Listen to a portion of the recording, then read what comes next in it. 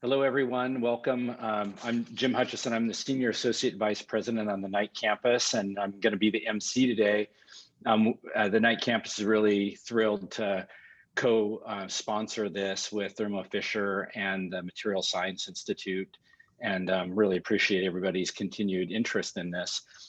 We have two presentations today like normal. The first will be from Dr. John Roberts from Thermo Fisher, and the second from Calin Plesa from the Knight campus. Just a note, if you have questions during the talk, go ahead and put those in the chat and I'll monitor that. And if it seems appropriate to interrupt, we'll do that, but otherwise we'll take most of the questions at the end. So our first speaker is Dr. John Roberts. He's the R&D Director for Chemistry and Biochemistry at Thermo Fisher. John has an incredibly diverse background. He and I were talking about this. An undergrad degree in biochemistry and computer science, a PhD in pharmacology, postdoctoral positions in pharmaceutical research labs, and then managing bioinformatics and proteomics teams, all before he came to Thermo Fisher. That's a quite interesting background. He's been at Thermo Fisher since 2007 and done a lot of really important projects. He's going to talk today about chemical tools and applications in the proteomics space. So John, I'll let you share your screen and take it away. Okay, I think I need Tony's help here because it says host disabled participant screen sharing. So we didn't have that happen yesterday in our dry run. So maybe yeah, Tony can help you with that.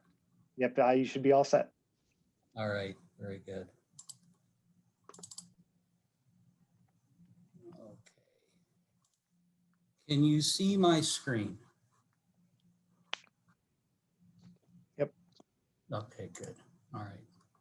No, I don't want to leave the meeting. I just want to make that window go away. All right. Well, so thank you very much for the kind introduction. I really appreciate this opportunity to present to this group and ideally to stir some discussion about ways that we might work together. So as Jim introduced me, so I'm John Rogers, and I can get my slide up here. Let me just get a pointer going.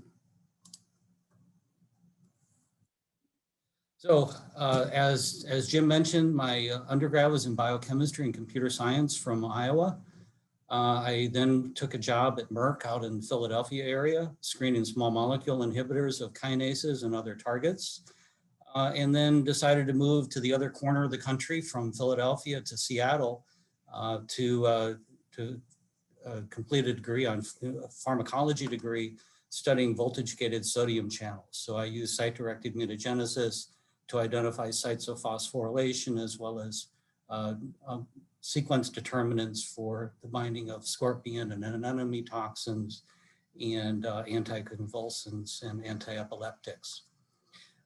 Then I did a postdoc at Howard Hughes Lab studying CFTR, cystic fibrosis transmembrane regulator, again looking at structure and function studies.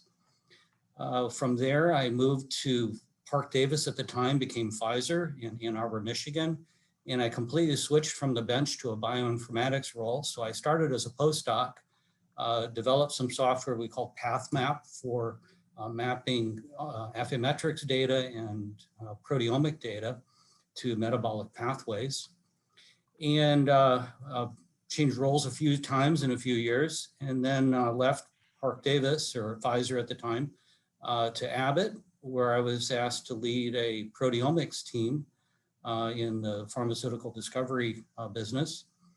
And from Abbott, I moved back to where I grew up, which is in the Rockford area.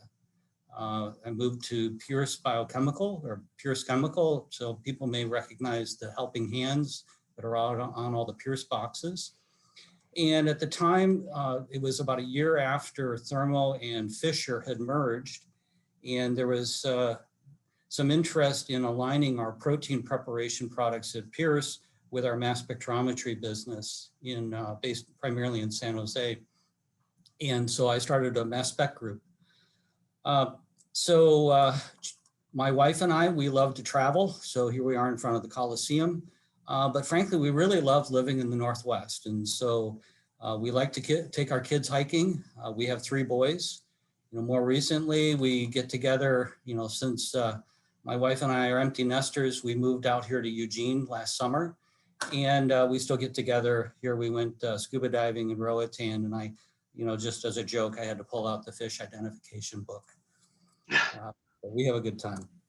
So I want to spend some time talking about functional proteomics. So I'm really intrigued with this idea of converting and understanding a phenotypic assay in terms of the molecular detail. So taking a step back, in drug discovery, there are 3 general approaches to identifying a new drug. One is to use a phenotypic-based approach. Do I kill bacteria? Do I see a change in some structure? So phenotypic-based profiling tools in cells, tissues, organisms are powerful tools to identify new drug targets. Once you've identified a target, you can use structure-based drug design and efforts to optimize small molecules to go after a given target. And then obviously the third strategy that's commonly seen in drug discovery is the fast follower. Let's find freedom to operate around some existing targets and compounds. So I'm most interested in this phenotypic based approach because I want to understand how do we tie a phenotype to the details. So, I could lay this out as a goal to accelerate the discovery and characterization of targets, of protein targets, using these phenotypic strategies. And some of the common questions that come up might be, what proteins are regulated in response to a disease or some drug treatment? What proteins interact with my candidate drug? How is my target protein? Let's say I identify the target. How is it regulated? How is it modified? What proteins or drugs or metabolites, what things interact with that target? And ultimately, what's the 3D structure of that protein or that complex so that I can move from target discovery to a structure-based approach? So there are 4 main questions: protein abundance, its regulation, its structure, and its interactions. And so I want to talk a little bit about chemical tools to support that. Anybody that's heard me talk in the past has heard about TMT. Back in 2008, we launched these products, and they're really vital to functional proteomics studies. They allow the analysis of many samples from a variety of different preparations or applications. They increase throughput and sensitivity while lowering variability, and they can accommodate bridge controls, reference samples. They can really permit complex experiments, and you'll see some of those. We also have done a lot of work on tools to enrich and reduce the complexity of samples, whether it's enrichment via post-translational modification, or the other example I'll talk about briefly is active site-directed probes, these warhead approaches. And then lastly, just one brief example of the use of protein cross-linkers and how this can also tie to some of these functional proteomics studies. So as I mentioned, back in 2008, we launched these Tandem mass tag reagents. So these are amine reactive chemical tags that have an NHS group, a linker region, a mass reporter region, and a mass reporter region that's released when this bond is cleaved in a mass spectrometer. So when we launched these 13 years ago, we had 6 reagents. They had shared the same chemical structure, but they had 5 stable isotopes, 4 carbon-13 and 1 N15. And the distribution of those isotopes, either to the right or to the left of this cleavable linker, allowed us to make 6 tags with the same mass, but with 6 unique reporter ions that could be released. So one could take 6 protein samples, label with each of the colors or each of the flavors, combine them into one sample, run them as one sample, and then identify a particular protein or a peptide and quantify simultaneously. So identify and quantify from 6 proteomes or conditions simultaneously. So as we were thinking about where we could take this, obviously Pierce had a fair amount of experience with protein labels and conjugation. And so we modified the TMT reagents to permit labeling of thiols. So here we have an iodoacetyl group. We also developed an anti-TMT antibody that was directed against this reporter region as an epitope, and did a fair amount of small molecule screening to identify an epitope analog that was very efficient at selective elution of enriched peptides after labeling. So this allowed subproteome enrichment, quantitation, localization of the thiol containing position. And it's been used by quite a few collaborators to study redox proteomics, not only thiol and disulfides, but also S-nitrosylation, palmitylation, and others. In addition, we created another variant of the TMT structure, a 6-plex, that had an aminoxy functional reagent for the modification and quantitation of end-linked glycans. We have a few papers where it's been used for the study of protein oxidative damage, as well as some work on carbonyl-containing small molecules like steroids. So the number one question we had with our TMT reagents is, how do you go bigger? How do you make more channels? And back in 2012, 2013, we made a bit of a discovery by chance, in which we found that with the latest version of Thermo's mass spectrometers, the Q-exactive or the Fusion, or even anything with an Orbitrap, the more recent ones have gotten so fast that at pretty much a normal operating condition, we could resolve the mass. So in this case, we had 2 different tags, 2 different reporters. In this case, it had an N15. In this case, it has a C13. And the mass defect, the difference in mass of the neutron that's on this C13 versus this N15, is about 6 millidaltons, and it's easily resolvable on the Orbitrap. And so this tiny mass difference that results from the mass defect allowed us to make a nitrogen and a carbon pair of each of these reporter containing isobaric tags and bring it to 11, from 6 to 11. So that was a compelling example of how we could use chemistry to make a difference. More recently, we've gone back and looked at the structure of the TMT reagents and identified an isoform, essentially. This isobutylproline has the same chemical formula as this dimethylpiperidine, but it allows us more easily to locate more isotopes. And so with the TMT Pro reagent, we went from a 5 isotope version to the TMT Pro contains 9 isotopes, and it allows us to go to an 18-plex. So I think it's really cool that we have very different chemical structures, but at the mass spec level, they have exactly the same chemical mass, or the same mass, we just extend to the right.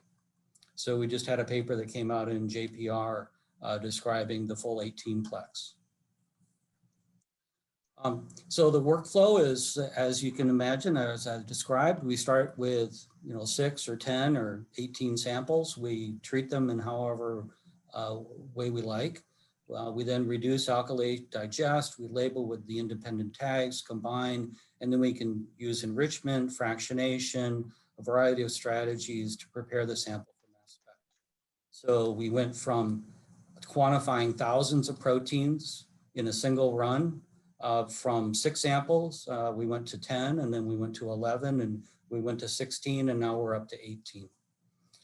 And they really align with our TMT tool chest. So we have a whole range of kits that myself and my team especially, it's really a team effort, have driven new kits for sample prep, for the normalization of samples so that we combine equal amounts, for the enrichment and fractionation of samples, for the calibration of the mass spectrometer, and for monitoring performance of the instrument to ensure that it's running optimally. So these all kind of come together, but they all require a lot of chemistry. And I wanted to show a few examples of how these have been used. So here's an example of a collaborator I worked with at Cambridge University that started with, in this case, a U2OS cell line, would enrich chromatin, would use some sucrose gradients to prepare a membrane, and then use ultracentrifugation to resolve a density gradient of cellular fractions. In this case, this gradient required 20 labels, and so she used 2 sets of TMT10 and combined these in a couple of different experiments and used known markers for different subcellular locations to identify clusters of proteins that co-localize. So to better understand how proteins are spatially organized within cells. Another example I think is really cool is this use of PROTACs, these proteolysis targeting chimeras. So you think about a protein, there are 3 ways to knock down a protein. One is to prevent its synthesis. So we might use CRISPR, we might use siRNA to knock down the transcription or to prevent the gene from being transcribed. We might have a small molecule inhibitor to inhibit function, or we might have some tool to promote degradation. How do you get rid of it? And how do you accelerate the degradation? And so during the studies of thalidomide and some of the teratogenic effects of thalidomide, it's been found that thalidomide and several of its analogs have a unique property of binding to the E3 ligase ubiquitination complex. And so this paper that was in bioRxiv, it's also been published in SLAS, was trying to understand these 3 immunomodulator drugs, these thalidomide analogs in K562 cells at a range of concentrations and at a range of temperatures. And this protocol that they followed is something that's called cellular thermal shift assays, or CETSA. And what they do is they incubate a lysate, in this case, with the small molecule, and then they heat it for 3 minutes at a given temperature. And they use a range of temperatures. And as you raise the temperature, proteins start to denature and fall out of solution. And so if we can design the experiment to monitor enough temperature points, we can actually get a thermal profile for melting. And that thermal profile can be shifted by the binding of a small molecule. So a small molecule binding can stabilize the protein structure and prevent it from precipitating. And so this CETSA strategy can be used with the TMT labels to quantify the shift in thermal stability.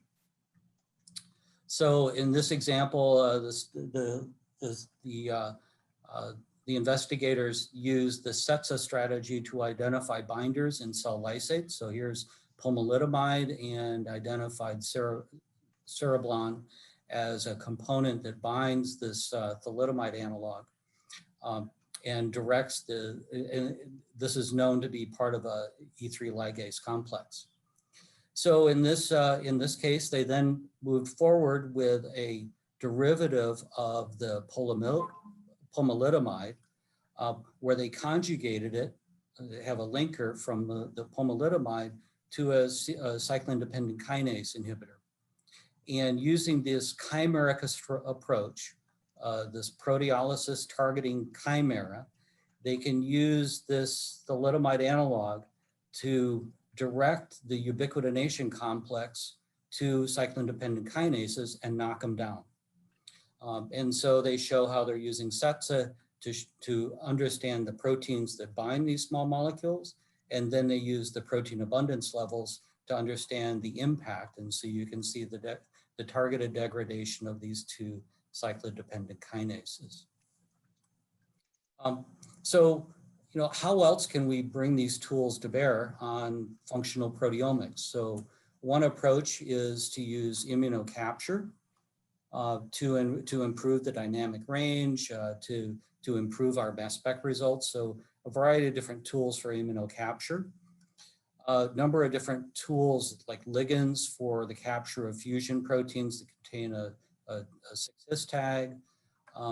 Or there's tools for biotinylation like the Turamide signal amplification, there's Apex, BioID, cell surface labeling kits.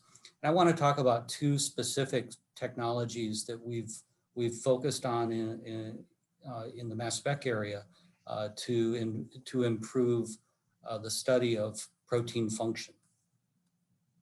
So here's an example where we studied cells that were starved or treated with different drugs. We enriched, or we digested, we labeled with the TMT tags. We combined the peptides, and then we used an immobilized iron IMAC chelator to enrich phosphopeptides, and then identified the phosphopeptides from kinase signaling pathways. And so, in this example, we could quantify something like 44,000 phosphopeptides to understand signaling pathways in response to drug treatment. In another example, several years ago, we commercialized some products that use this warhead strategy. So here's an example of some active site-directed probes or activity-based probes. So here is an ATP analog that has a biotin acylation. And when it's incubated with ATPases, the ATP binding site is occupied by the ATP, and commonly conserved lysine residues that are in the active site that interact with the phosphate backbone will react and covalently be covalently tagged by the biotin reagent and allow us to enrich biotinylated kinases. So using these strategies, we've been able to identify more than 400 protein kinases through this enrichment, confirmed active site labeling by identifying what lysine is modified by this biotin, and develop these as probes for ATPases, including protein and lipid kinases. We also have a number of other compounds for the study of serine hydrolases that use a fluorophosphonate functional group as a warhead. And so here's an example. This is actually kind of dated. This time we still had the TMT6 plex. We were looking at two cell lines, this track A, track B cell lines, treated with a couple of different kinase inhibitors. And in that case, on an earlier instrument, we identified and quantified over 150 kinases under these different conditions. So it really enables the study of not only the substrates for the kinases, but the kinases themselves and how they respond to small molecule inhibitors. So two kinase inhibitors, two cell lines, inhibitor profile. And then lastly, Pierce is pretty well known for crosslinkers. And these crosslinkers can be used to study protein structure to better understand the 3D structure and conformational changes.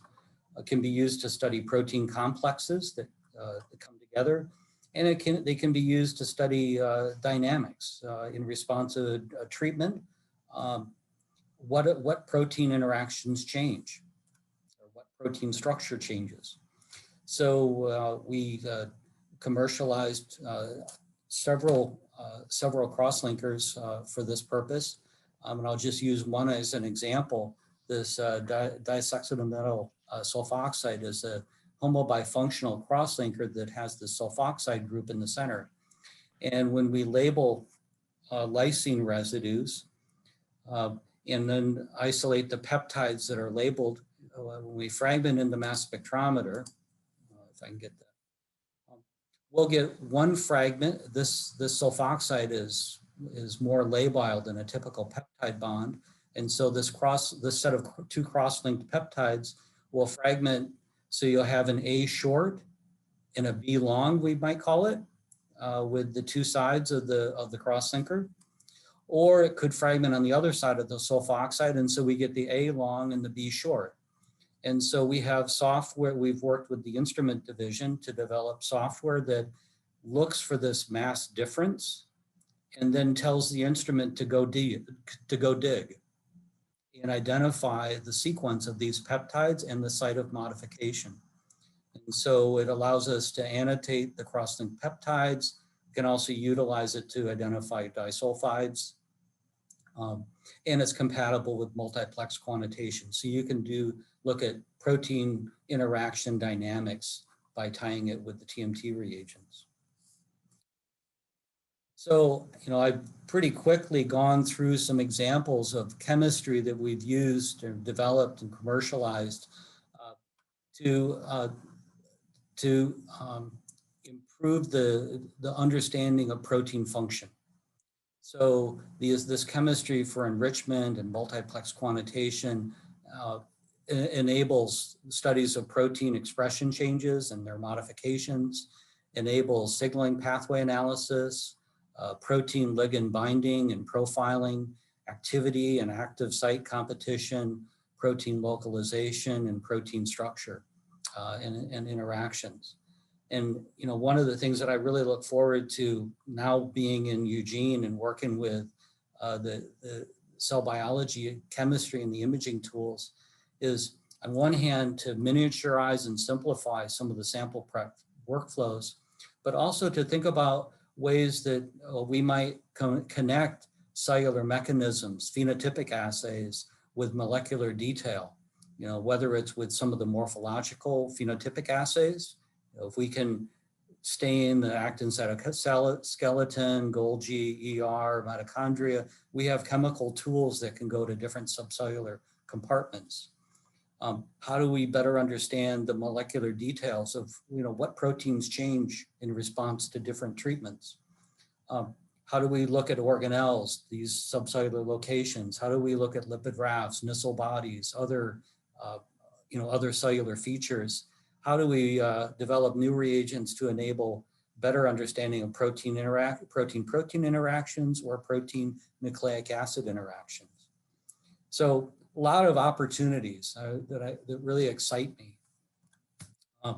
And then I just want to acknowledge Ryan, Sergey, I think I mentioned Eric on an earlier slide, but a whole team of colleagues in Rockford and in San Jose, as well as our partners at Proteome Sciences that developed the original TMT reagents, and collaborators at a variety of institutions that we continue to work with to better understand how to make a better product. So I hope that gives you an idea of the kind of stuff that I do and things that I'm interested in, and how we're trying to support discovery and impact. So I'd be happy to answer any questions. Thanks, John. If you don't mind killing your screen share so that we can see everybody, that'd be awesome. Sure. Thanks for that. It seems like there's been an amazing growth in tools, and it's really exciting to see that. We do have a couple of questions from Dan Beecham. Dan, you want to unmute and ask your questions? All right, thanks. Yeah, so John, I could just ask you this in the hallway, but I just thought this would be a fun forum to ask about. So some handful of therapeutics act with covalent modifications to targets in vivo. Are proteomic interrogations like this sort of uniquely suited to identify those, or do they possibly interfere with that? Rather, does MS potentially interfere with identifying those molecules? And also, No. how about biologicals, like antibodies is another one. Is this kind of small molecule restricted, or how would you look for today's class of biologicals with interrogations like this? Well, I mean, as far as pull down experiments to identify proteins that interact with that biological, Some like autoantibodies is one example where people have tried to better understand the proteins that are targeted by autoantibodies. That's one strategy. Now, one of the reasons I've been particularly intrigued by these PROTAC tags is they're non-covalent, but they could be.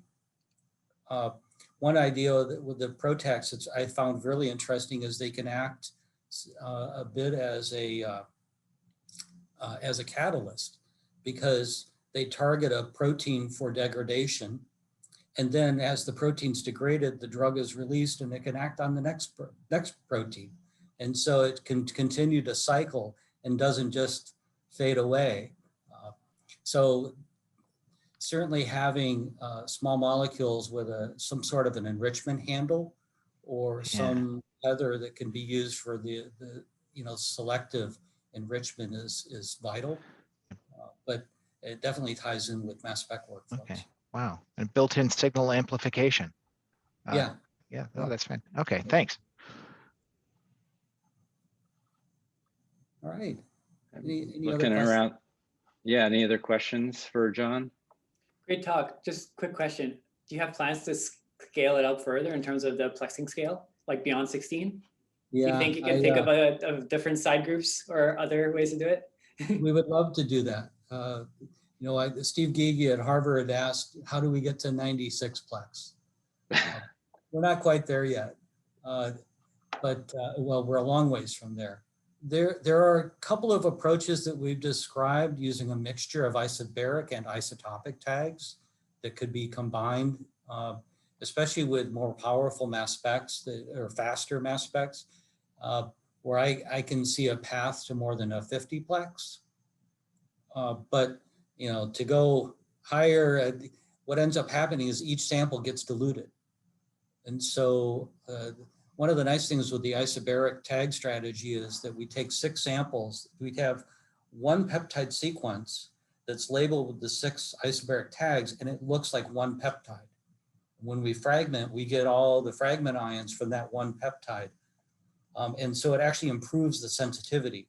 As we start splitting up a sample into multiple isotopic channels, mass offsets, now we lose some of that benefit. And so trying to find the right sweet spot is a bit of a challenge. Additionally, even with the isobaric tags, as we've gone to 18, we look at the dynamic range that they enable. And I think theoretically, if we wanted to see more than a 2 or a 3-fold change in a protein, we really can't have more than about 24 channels, I think is what our theoretical calculations came out to. And so there are some limits in terms of dynamic range and signal to noise that we start to struggle with as we go to higher multiplexing. All right, John, thanks so much for a great presentation. And I hope, as we've intended, that this is only the beginning of the conversation. So thanks again for that. I will move on to our second speaker today. That's Dr. Calin Plesa, who's an assistant professor in the Knight campus. Calin, actually, he was one of the very first faculty members that we hired back before the pandemic, and arrived on campus before we even had a campus. He also has a very diverse background, a bachelor's in engineering physics, master's in nanoscience, a PhD in bio-nanoscience, and currently, and then went on from there to serve as a Human Frontier Science Program Fellow at UCLA, where he developed DropSynth, which is the technique that he's going to be, in the strategy he's going to be talking about today. So you can see the title of his presentation there. He's going to provide for us today. So Calin, looks like that's working well. So please take it away. Okay, so this time I've actually left my animations in. So we'll see. I usually try to remove them in the Zoom, but we'll see how it goes. Hopefully this runs smoothly for everybody. So yeah, I'll be talking about this technology that I developed over the course of the last couple of years called DropSynth. And so starting back, let's think about just generally sequence space, right? Proteins have sequences. We're interested in proteins. We're interested in sequence function relationships within proteins. One of the major issues is that sequence space is absolutely gigantic, right? So even a small 64 amino acid protein, right, has far more combinations than the estimated number of atoms in the universe, right? So these numbers are kind of staggering and just incomprehensible. And you can see, typical median lengths, protein lengths in bacteria and humans are long enough that, the numbers are absolutely ginormous. So how can we approach this problem, and improve the scale at which we characterize and engineer proteins and get multiple order of magnitude improvements? So you can further subdivide sequence space into some functional space, right? We're often interested, especially from an engineering perspective, in some function. A protein that catalyzes something, that binds to something. Functional space can be degenerate. We've seen that with examples, for example, of convergent evolution, where things reach the same function from different starting points and can have completely different structures. And so we can zoom in on one of these functional space and we can subdivide that into some of the space that's been explored by evolution in case of functions that appear in nature, and an increasingly large sub area of that, which is what we have seen through metagenomic sequencing, right? So we've gone out in the environment and started sequencing absolutely everything. And so because of that, we've now made this huge collection of all these different types of proteins that are found in nature, right? So you can see shortly after about 2010, with the advent of next generation sequencing, we had this huge spike in the number of unique proteins, which is what this is showing on a log scale. And the orange plot here is just the total number of unique proteins that are found in UniProt tremble. And then the blue plot down below that is kind of a proxy for which of these proteins do we have some sort of experimental data on. And in some cases that's just as little as we've been able to confirm its existence. So what we've got now is this huge experimental gap where we've got this massive number of proteins and we know their sequences, but we don't have experimental data for them, and it's very difficult to functionally characterize them, right? We can use bioinformatics, but bioinformatics can often only get us so far, right? It can tell us the type of protein it is, but for example, in the case of a transporter or a receptor, right? A single amino acid different can completely change the substrate or ligand binding specificity. So without actually going in and doing experimental characterization, the computational methods alone are not yet there to be able to tell us exactly what the sequence alone is doing. So even within the groups of proteins that have the exact same function, so what this is showing is from a database called OthraMCL of groups of orthologs, presumably with the same function, and looking at what is the identity within these groups, right? So even proteins that do the same exact function have vastly different sequence identity, so are highly evolutionarily divergent. And you can see the peak there is around 40%, right? So 60% of their sequence is just completely different. So what we're interested in my lab is how do we get away from studying individual proteins or individual targets or individual molecules, and we go increase scale massively to targeting either entire protein families or entire full proteomes.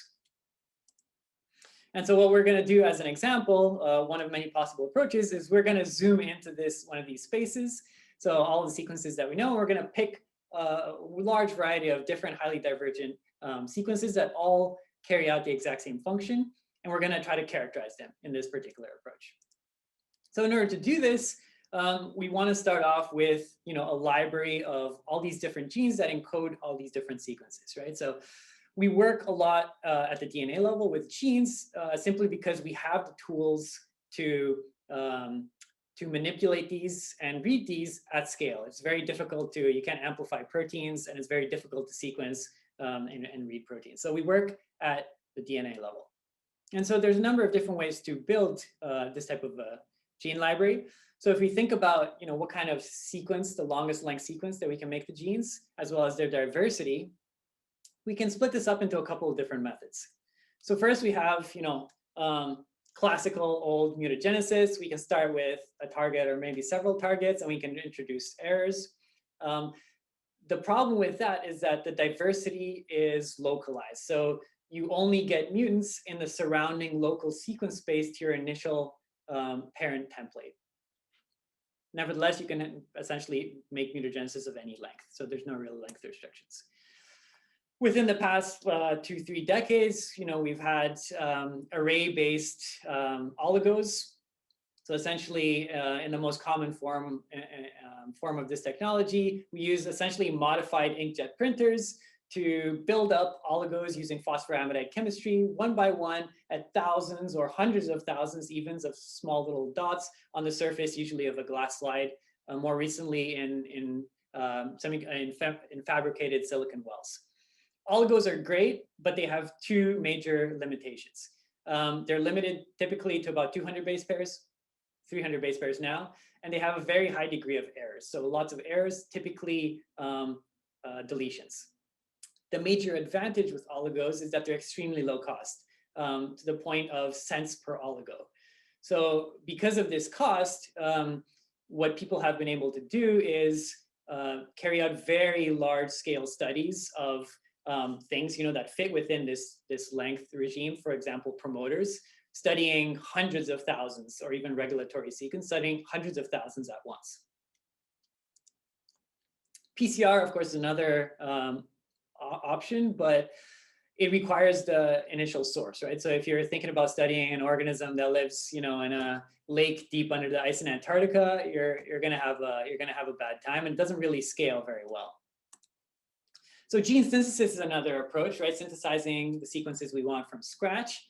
Unfortunately, it suffers primarily from requiring a very high cost per variant, right? So for each gene you want to synthesize, you're going to shell out on the order of $100 or so, depending on the length of the gene and the type of technology you use. So when I got started in this area, what we wanted to do was think about ways that we could take these super cheap oligos and assemble them together at scale while maintaining a relatively low cost in a multiplex format, and allowing us to essentially build thousands of genes that are long enough to be able to start encoding proteins on them. And so we developed this technology called DropSynth. And when I started this off in 2015, we had an issue or a cost disadvantage in terms of synthesis, whereby if you look at the orange line here, which shows the cost of sequencing a single base pair compared to the cost of synthesizing a single base pair, it was 1.3 million times more expensive to write than to read. So over the course of 2 implementations of this technology, we've basically managed to improve this by nearly 2 orders of magnitude, kind of bridging the gap and getting us to the point where we can now use this approach to really study thousands to tens of thousands of genes or proteins simultaneously. So how do we do this? Well, this is our target gene library. It has all the genes that we've either mined from nature or designed computationally. For each of these genes, what we do is we go in and bioinformatically split them up into a number of fragments, in this case 5, each containing overlaps. Each of these fragments gets synthesized on an oligo. Now, the problem with synthesizing all of these on a microarray is that we can't just take the oligo pool, which is just a single pool of all these oligos mixed together, and disassemble them, because of obviously the cross-hybridization and cross-reactions essentially ensure that for anything other than like a very small pool, your assemblies will fail. And so the key step here is you need some sort of way to isolate only the fragments for one particular gene out of this whole entire large mixture. And so the way we do that is we put all of our fragments onto a unique oligo. And then for each gene, we tag, I've gone back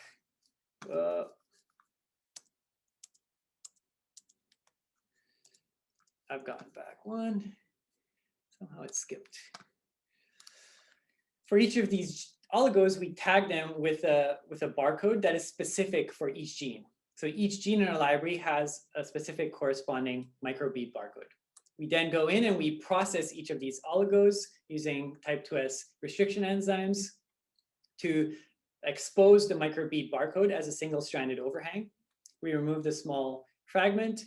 We do this in parallel for many, millions of molecules simultaneously. And then we combine them with barcoded beads that each display only one type of complementary barcode on their surface. So each of these beads pulls down only the fragments necessary to assemble one particular gene.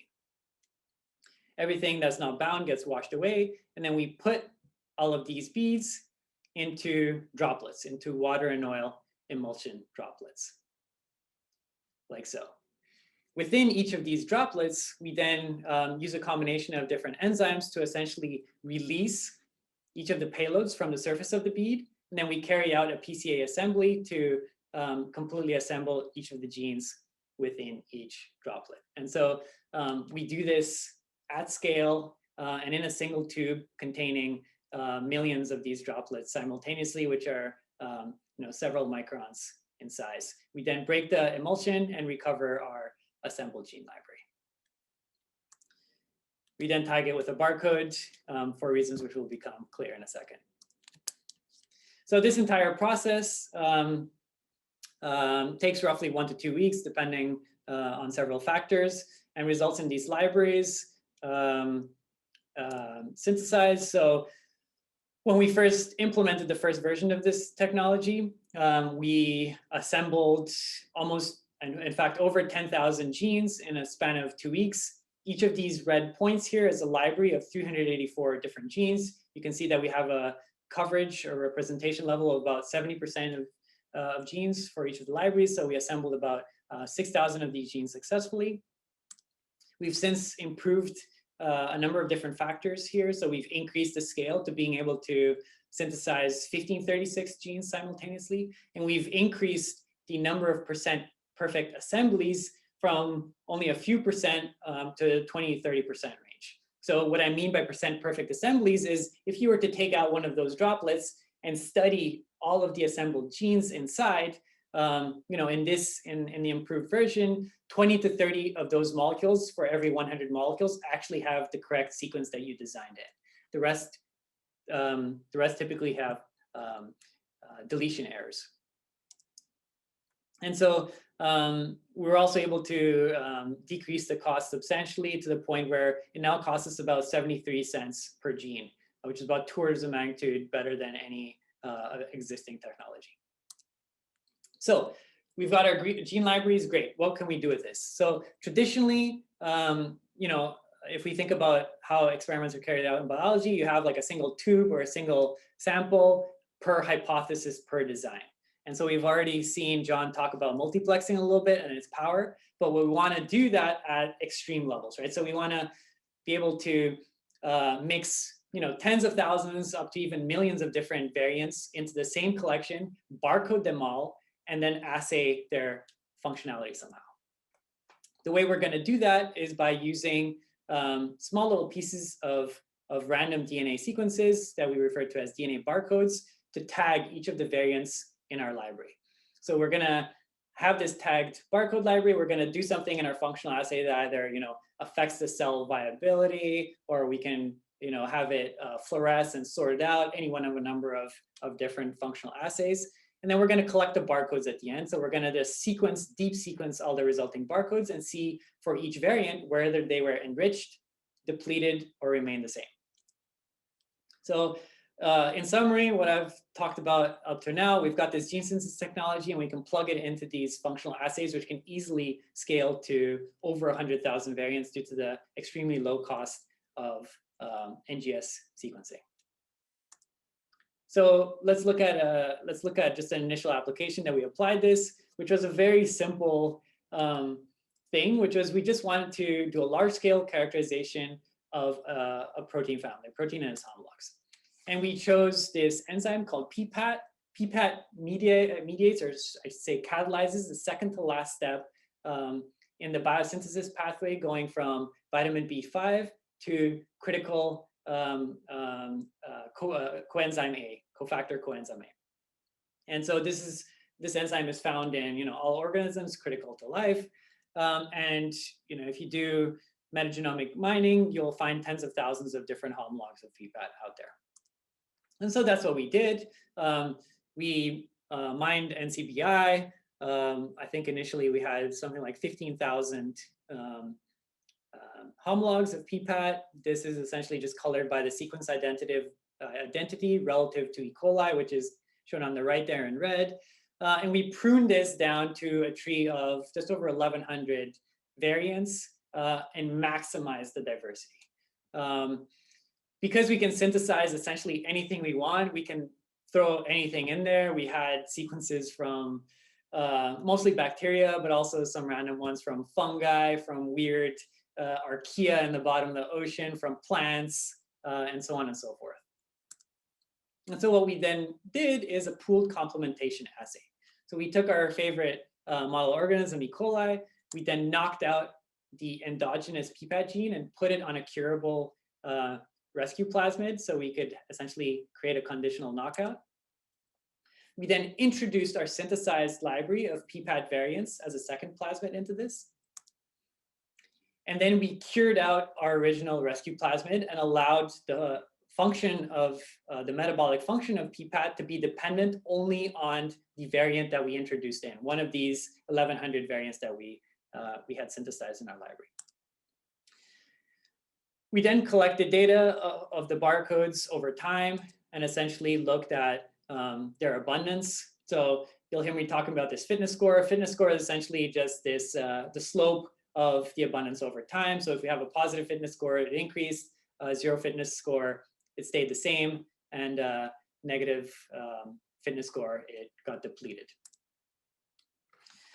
So here I'm showing two replicates of our library. You can see that their correlation is extremely high, so it's reproducible, as well as the negative controls, where we removed a catalytic motif essential to the catalytic function of the enzyme, quickly drop out of the population. So this is a plot showing a subset of, I think, 450 homologs without the data yet of the library that we synthesized in, with E. coli up there in the top right. And so going into this, we expected that, naively, I suppose, everything that's kind of evolutionarily close to E. coli was going to be able to complement the function really well, and things that were very distant would probably have a harder and harder time, you know, since they're increasingly divergent. And so what we saw is actually completely unexpected, I suppose, or different.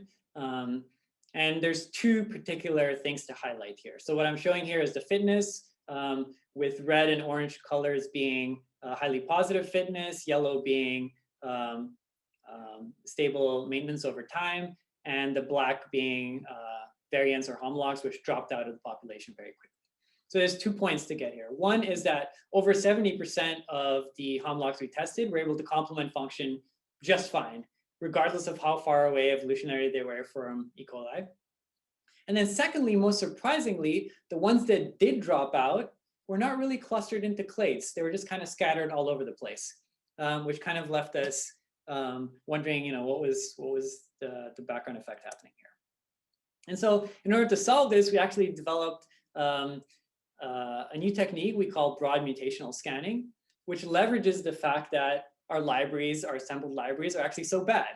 And so if we actually look at our assembled libraries, this is showing the distribution of assemblies at the barcode level, which is why it's slightly different than at the variant level. So you see our perfect assemblies down there at the bottom, in this case at about 13%. We see very, very large mutations. These are primarily due to deletions, which introduce a frame shift into the assembly. But then in the middle, so about 50% are frame shifts, but then in the middle, about 34% are actually low distance, essentially point or several point mutants away from our design sequence. So in addition to having data on just the functional just the perfect sequences that we designed, we also get this essentially shallow mutagenesis around each of our design points, right? So this is what this is showing. We had these design points, and now we're going to get additional data for free in the local sequence space around each of these.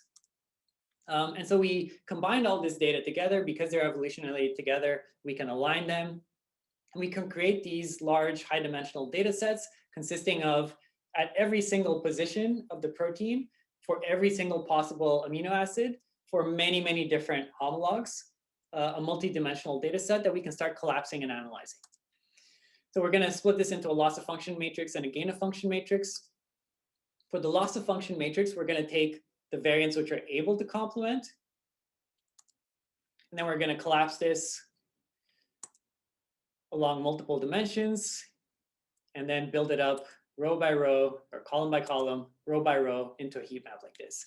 And what this essentially shows is data from about 500 homologs and almost 100,000 mutants. And each of these squares shows for a particular amino acid at a particular position, what is the mean fitness of all different context backgrounds that we see for this entire protein family.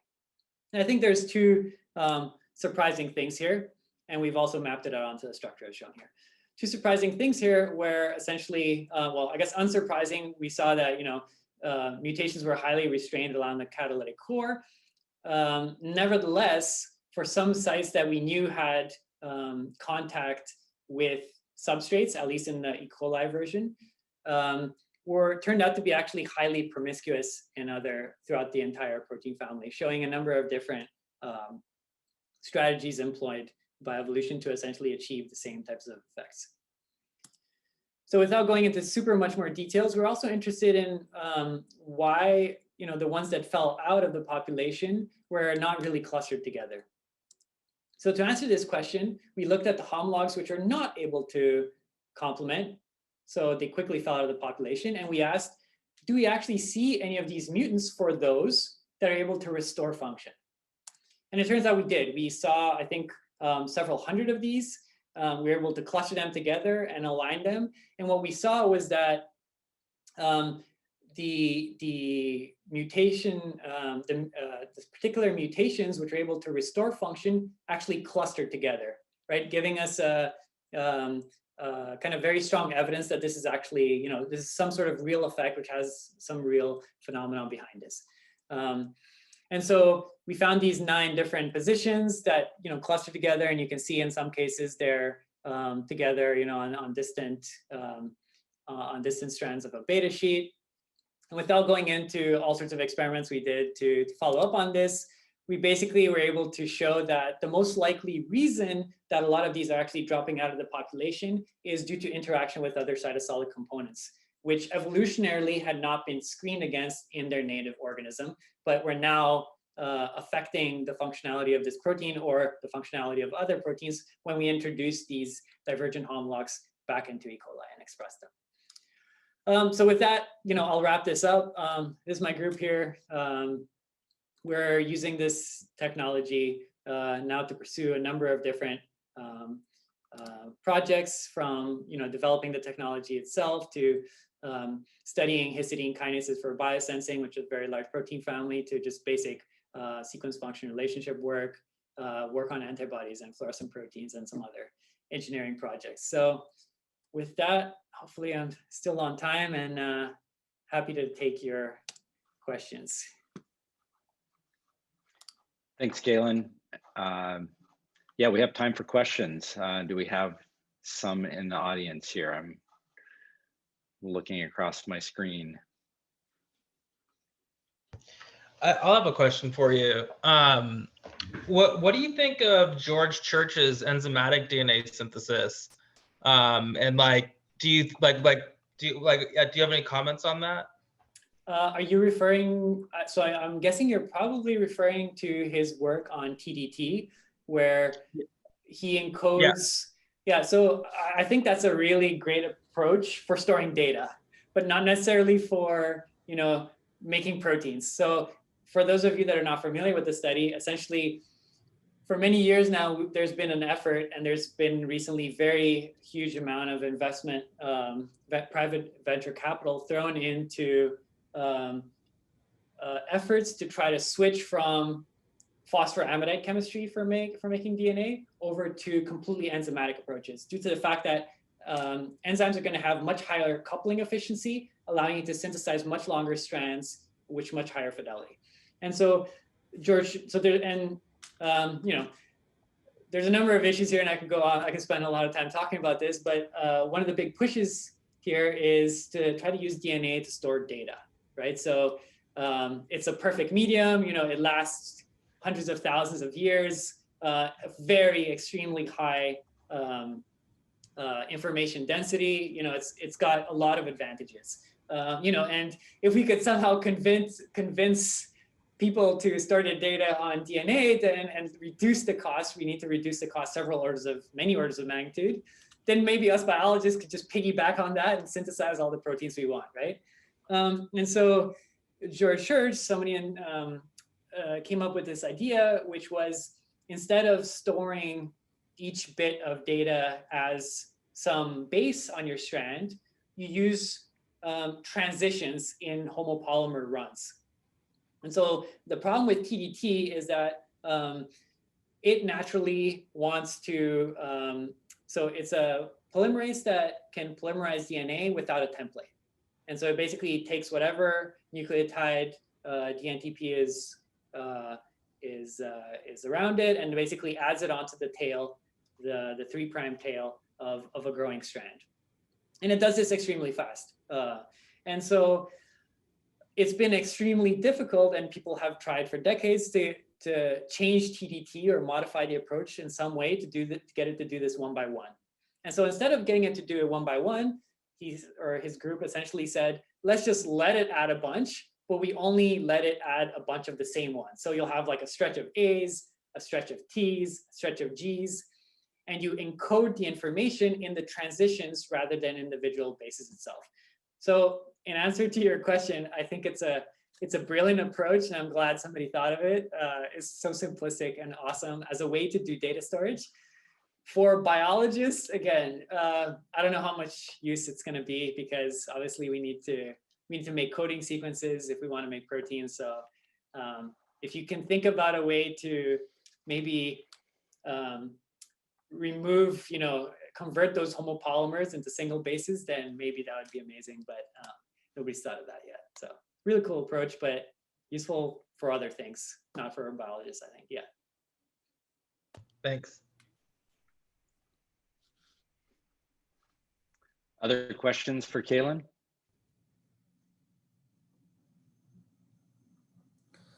I was curious, have you looked at, instead of looking at full-length proteins, are you looking at functional domains of proteins and conserved domains, and how the sequence structure information can be inferred from the effects of some of these mutations?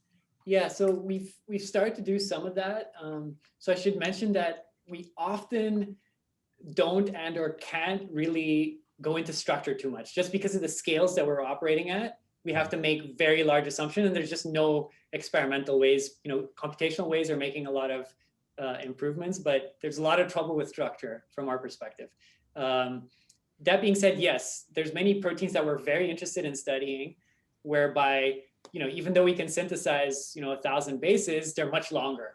And in particular, what we've seen is there's certain protein families which are modular. So they have a number of different domains together, and some of the domains are conserved.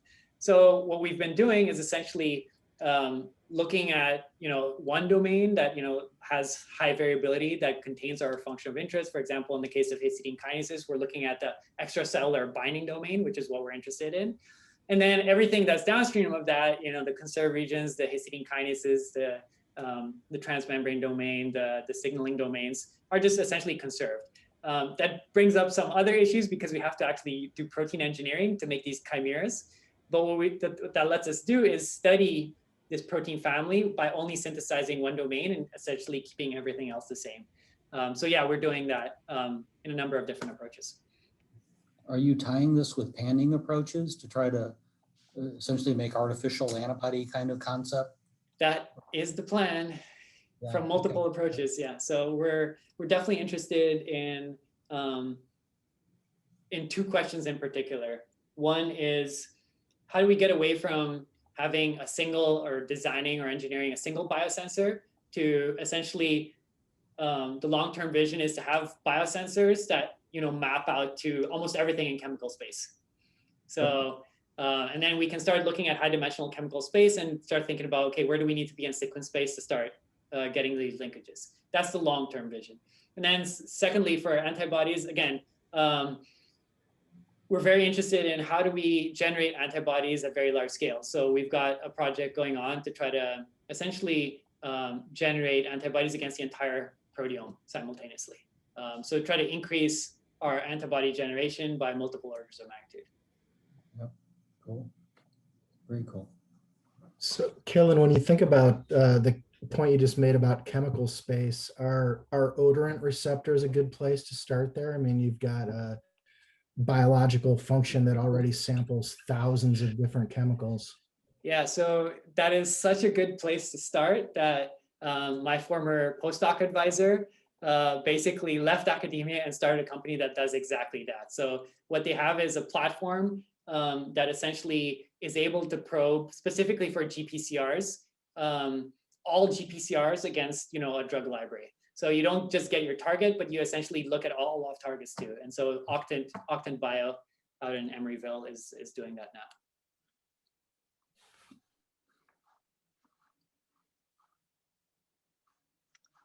All right, it looks like maybe we've reached the end of our questions and we're nearing the end of our time. So I just want to thank John and Calin again for great presentations today and some nice beginnings to discussion between our groups. So, and then thank everybody for joining us today and taking time out of their day to participate. So thanks again and look forward to the next one of these that comes up next month.